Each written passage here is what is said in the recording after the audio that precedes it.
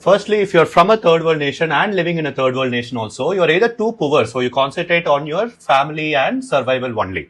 Otherwise, if you're too privileged, that's when you start noticing all the problems in this country. And if you're too old to solve these problems, that's when you develop a strong sense of fake patriotism and you start sending WhatsApp forwards about the country. Or if you're young enough, you can either solve these issues by going to Starbucks, writing UPSC, or sometimes even entering Big Boss. Or you have another option of Vijay Mallya where you can run away to a first world nation and start living as an immigrant with a lot of guilt of leaving your country and a fear of living in a new country. And you compensate for both this guilt and fear by developing a strong sense of NRI patriotism, which is even worse than the Budde Log patriotism. And you can also force your culture on your kids and they start hating you and the culture even more and become ABCDs. And the final step is to buy fancy gifts and electronics whenever you visit your family back home, which doesn't have any value anymore because there is a Reliance Digital in Surat and Coimbatore only. Coming to people from first world living also in the first world, not everything has to be centered around you, including this reel. So I'm going to skip you. But if you're from a first world nation but living in a third world nation, you are not called an immigrant.